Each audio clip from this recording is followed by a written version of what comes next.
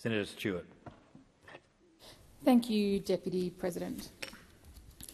Education unlocks economic opportunity, which is why the education of Australians from an early childhood all the way through to adulthood is a focus for the Albanese Labor government.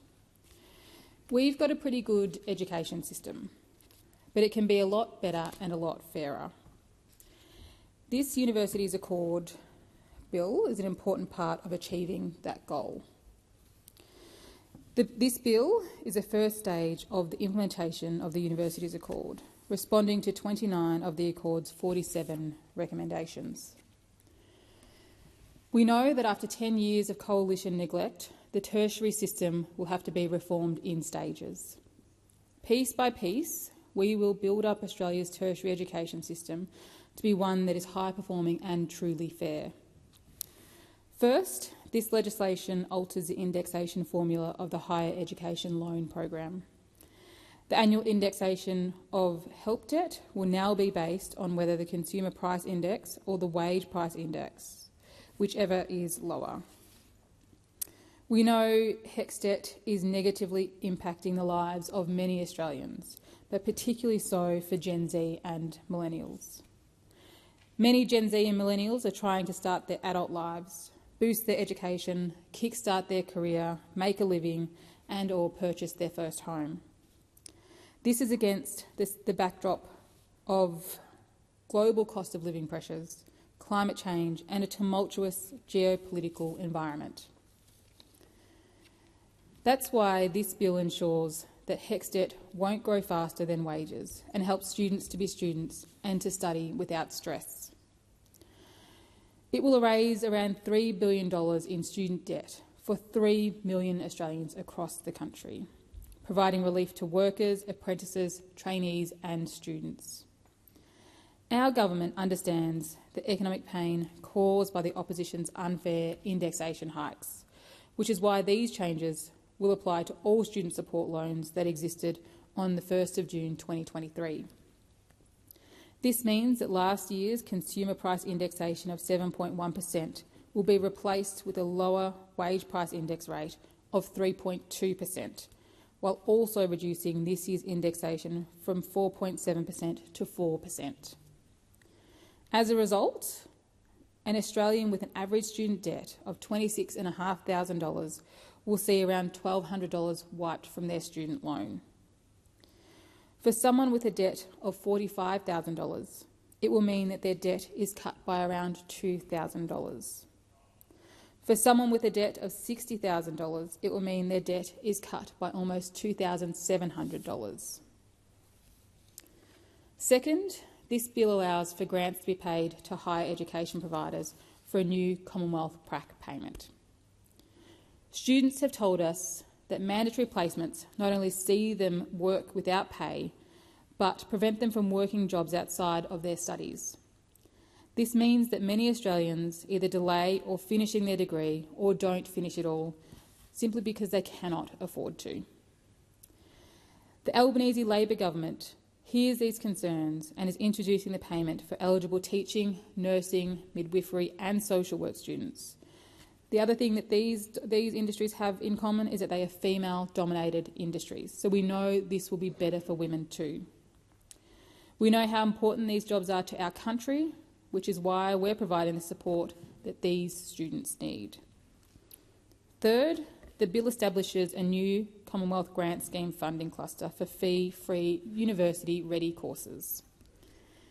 These fee-free courses provide a bridge between school and university, providing Australians with the foundation skills they need to succeed at university. Across Australia, we will uncap fee-free university-ready courses, giving more Australians the opportunity to pursue university study. Fourth, the bill requires that higher education providers allocate at least 40% of the student services and amenities fees revenue they collect from students to student-led bodies. We know how important it is that students have a say in how their services and amenity fees are spent, and we're acting accordingly. Our higher education system was neglected by the previous government for over a decade. Not only was it neglected by the Coalition, but made more unfair through changes made to lower payment thresholds. But our government is fixing this by making further changes related to student loans and their repayments. The Albanese Labor government will raise the minimum repayment threshold for student loans and cut repayment rates to make the repayment system fairer for all 3 million Australians with a student debt. The lifting of the minimum repayment threshold from around $54,000 in 2024-25 to $67,000 in 2025-26 will allow Australians to keep more of what they earn at a time when many are looking to save for a house deposit or start a family.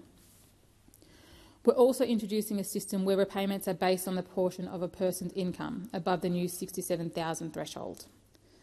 For someone on an annual income of around $70,000, this will mean they will save around $1,300 a year in lower repayments. The government's move to a marginal repayment system is informed by the architect of the help system, Professor Bruce Chapman, and responds to another recommendation of the Australian Universities Accord.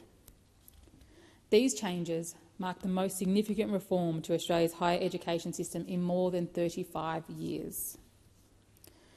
When our government came to office, we inherited an economy in distress. Inflation was at 6.1%, climbing dangerously and on an upward spiral, reflecting the troubled economy and policy vacuum left by the former Coalition government. In recognition of the pressure that the Coalition's unjust economic policies placed on Australians with student debt, if re-elected, the Albanese Labor government will also wipe 20% off all existing student loans by the 1st of June next year. In doing so, we will erase around $16 billion in debt for more than 3 million Australians with a student loan.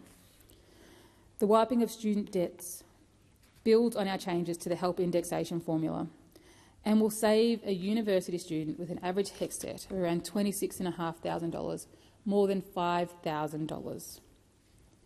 All up, the average student loan will be around $6,500 lower if the Albanese Labor team is re-elected, and it will be done by the 1st of June next year.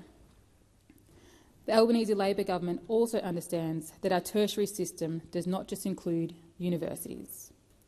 In the past decade alone, we have seen state and federal coalition governments defund and shut down our TAFEs, which are invaluable in providing our workforce with the workers that Australians need.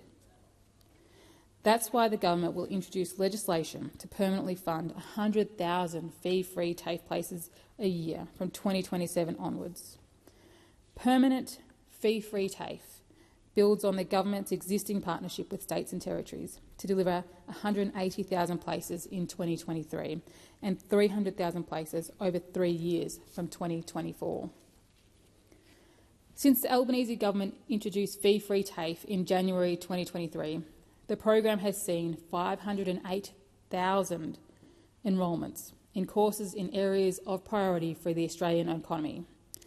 This includes 131,000 in care, including disability and aged care, 48,000 in technology, 35,000 in construction, and 35,500 in early childhood education and care. Our government is not just talk. We are about action. We are expanding Australians' access to our tertiary system. A record 170,000 young Australians, 124,000 job seekers and 30,000 First Nations Australians have enrolled in TAFE courses under our government. I'm proud to be part of a government that prioritises education pathways for Australians, no matter who you are or no matter where you come from. It is an absolute stark difference from the former Coalition government's blatant disdain for vocational study. The Universities Accord is not only bigger than one piece of legislation, but bigger than one term of Parliament. This is a historical commitment of national importance. Minister Jason Clare and the broader Albanese Labor government will continue to ensure Australians' tertiary system is fit for purpose